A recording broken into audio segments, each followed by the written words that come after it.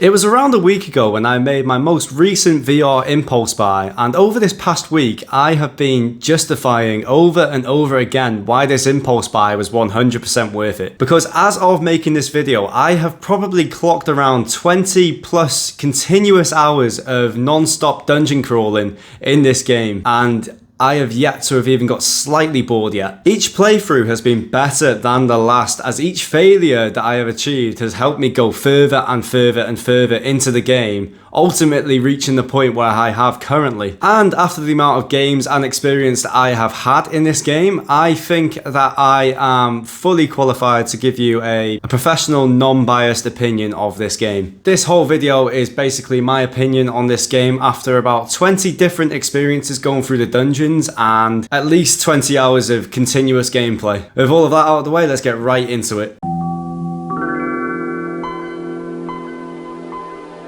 So, to start off, my first playthrough went about as well as you'd expect. I got flatlined within the first level before I even reached an actual boss because I was an idiot and I decided to attack the shopkeeper that was only trying to help me. That merchant made me feel like an idiot because he put me on the kill feed in less than 10 minutes. It wasn't until the second playthrough where I encountered the first boss of the game, and that came with its own host of problems. I don't know how a couple of pixels so... But eventually I made my way into the room with the big double doors. What have we here? Oh my god, you piece of shit! I just want to take this time to address the big elephant in the room regarding these clips. Yes, I am easily scared. Do not hold that against me. Not to the extent where I would just flat out refuse to play a game outright. More like to the extent where my heart feels like it's about to pound out of my chest. Anyways, back to the boss fight. Now, I actually did defeat the first boss on my second run. However, I was left with such little health that I barely even made a dent into the second dungeon. And this is where my second run promptly finished. So, the second stage is based around something that I couldn't hate more even if I tried, and that's fungal matter. I don't know what it is about fungal matter that creeps me out, it just does, okay? Maybe it's because the zombies remind me of the clickers from Half-Life, and then when they charge at you, they end up screaming. Or when the enemies start shooting spores at you, it reminds me of breathing in pixelated mold. Could be one of those, who knows. But I have to say, without a doubt, this is probably the hardest stage that I had to face. Mainly because the spores ended up taking away health from you, so I could not kill any of the enemies at a close range, and the first 5 or 6 playthroughs, I didn't even realise that you could throw the knife that you had in your left hand.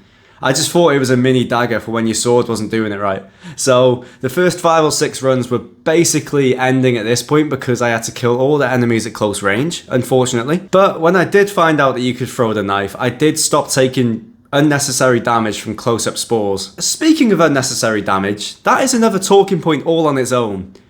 This game is ridiculously unforgiving, and for that, I love it so much, honestly. It is one of my favourite games just because of how unforgiving it is. VR games these days are super easy. This one is not easy. This took me 20 hours to complete. This is how difficult this game is. In the end, once I started using the knife, everything became so much easier. Eventually, I reached the double doors on stage 2, and I came across a big mushroom guy who shot more spores. And what was most definitely the first time I ever fought him ever, I won. This then took me on to stage 3, which in my opinion is one of the coolest stages I've seen in most, if not any game. Okay, so before I even talk about stage 3, I just want to draw your attention onto this guy, the merchant. This guy is going to be the source of all of your best upgrades because when you defeat him, he always drops a tier 3 relic. Tier 3 is like the highest rarity of relics that you can get in the game, and they are going to be the most useful that you will ever find. Either that, or he will drop a silk chain which teleports all the enemies next to you, which, if he does, do not pick that up. Do not pick that up. The best advice I could have for you is to experiment with all the tier 3 relics and find out which ones you like and which ones you don't like. That's how you keep your runs good. So, with that out of the way, let's get right over to stage 3. So, stage 3 is the Forgotten Library, which in my opinion is the easiest stage of them all. No joke, the first playthrough I had on this stage, I actually completed the stage without any problems at all. Your worst enemy in this level are going to be the laser crystals because you are in serious danger of accidentally doing some exercise dodging the lasers. Other than that, on this stage, everything else is just projectile based, so you can block it with your sword or just move out of the way. The possessed armor, which all you need to do there is just parry his attacks before you start attacking. The boss is actually super easy. All it is a possessed bug. The worst thing that it can do is spawn in enemies which you've already killed. So anyway, in my opinion, I thought this stage was super easy, and honestly, it cannot hold a candle to what stage 4 was about to bring to me.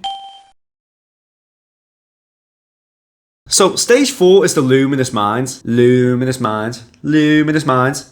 Luminous mines. Such a weird word to say. And yeah, basically stage 4 is just as difficult as stage 2. So this is where my earlier big run came to an end, because I spent most of my time on this stage with half a heart. In my opinion, this is the stage where all of your upgrade choices really stand out, because some upgrades pair better with others, and with the amount of enemies that are in this stage, it really goes to show if you've picked the right upgrades or not. On my first run, I picked one upgrade that really screwed me over, because it meant that my damage was significantly increased, but the damage increase was spread on both weapons. So like if I used the sword for one hit and I used the knife for another hit, the damage would be increased. However, if I used it in the wrong turn order, my damage would be 1. Yeah, my first playthrough I chose all the wrong upgrades. However, in my most recent playthrough, it seems I chose all the right upgrades, because my sword ended up having something like 70 damage, which is enough to kill the merchant boss in 2 hits, if they were critical strikes. So just remember to choose your upgrades very wisely. Some of them may seem very appealing at first, but then as you get further down the line, you'll come to realize that they were not the right choice. So just make sure you know what you're choosing. But when it comes to stage 4, I failed this stage multiple times because it feels like the enemies are on crack. Everything is thrown at you at this stage, from sprinting skeletons, rock slimes, and even triple lasers, as if the one laser wasn't bad enough already. Although if you do manage to find your way over to the boss of this level, the boss isn't actually all that difficult. His attack pattern is a bit like the first boss and the third boss combined, except his attack pattern just seems a bit more frequent than those two. But other than that, he isn't a really difficult boss, and you should have no problems with him if you get to that point. But once you actually defeat him, you then move on to stage 5. Stage 5 is a weird sort of limbo. There are no enemies for the first room or two, and then you end up walking out onto this platform staring into this huge abyss. But little do you know, the abyss stares back. Stage 5 is the final boss, and it is by far the hardest. In fact, it probably won't even be the boss that kills you.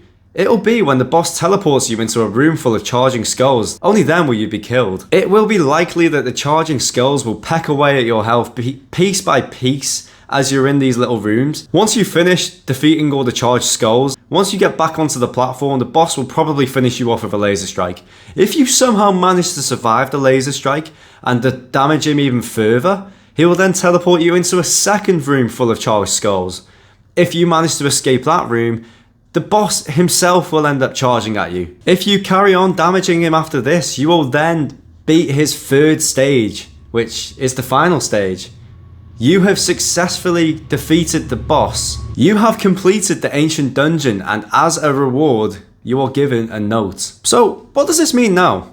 Well, first of all, it means you have unlocked the blacksmith table. The blacksmith table is where you can permanently upgrade your weapons to do more damage, to do certain things, and yeah, it is only accessible once you defeat the final boss. And secondly, you unlock hard mode. Well, actually, you don't. You have to complete the game 2 more times before you can unlock hard mode. But hey, at least you've got your crossbow. And so that begs the question, was completing all of this really worth it?